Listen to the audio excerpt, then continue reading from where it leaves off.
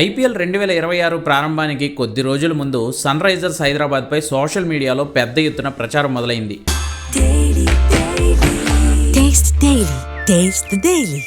ఈ posters Virat Kohli Sunrisers నిర్ణయాన్ని తిట్టినట్లుగా, తర్వాత world cup hero Kapil Dev కూడా సన్ రైజర్స్ నిర్ణయాన్ని తిడుతున్నట్లు ఈ పోస్టర్స్, కావ్య మారన్ని తప్పుపడుతున్నట్లు ఉన్నాయి కదా. ఇవన్నీ వాస్తవానికి ఇవన్నీ ఫేక్ పోస్టర్స్, ఫేక్ కార్డ్స్. అసలు కోహ్లీ కానీ కపిల్ దేవ్ కానీ సన్ రైజర్స్ గురించి ఇలాంటి మాటలు మాట్లాడనే లేదు.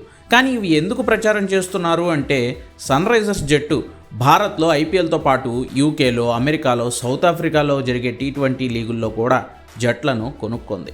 అలా యూకేలో జరిగే T20 లీగ్లో సన్ రైజర్స్ లీడ్స్ అనే జట్టుకు యజమానిగా ఉంది కావ్య మారన్ టీం.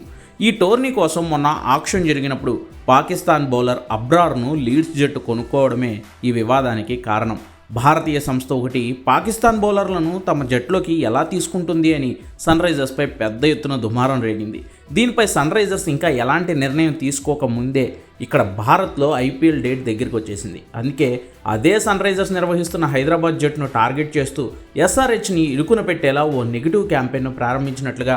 అసలు బీసీసీఐఏ సన్ రైజర్స్ యూకే జట్టులో ఒక పాక్ బౌలర్ని తీసుకుంటే తమకేం సంబంధం అని తోసిపుచ్చింది. ఎక్కడో యూకేలో పాక్ ప్లేయర్ను కొనుక్కుంటే మేమేం చేయాలి అని రాజీవ్ శుక్లా ఎదురు ప్రశ్నించారు.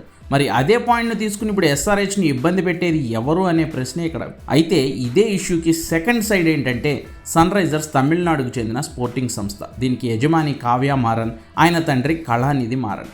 డిఎంకే పార్టీకి చెందిన మనుషులు వీళ్ళంతా. కరుణానిధి కుటుంబ సభ్యులైన మారన్ ఫ్యామిలీ నిర్వహించే సంస్థ కాబట్టి, తమిళనాడు ఎన్నికలు అతి త్వరలో ఉన్నాయి కాబట్టి వాటిని దృష్టిలో పెట్టుకుని వారిపై పాక్ అనుకూలురు అనే భావన కలిగేలా సన్ రైజర్స్పై కావాలనే టార్గెట్ చేస్తున్నారు అనే మరో అంశం కూడా ఇప్పుడు వెలుగులోకి వచ్చింది. చూడాలి ఈ వివాదంపై సన్ రైజర్స్ యాజమాన్యం ఏమన్నా స్పందిస్తుందో లేదో.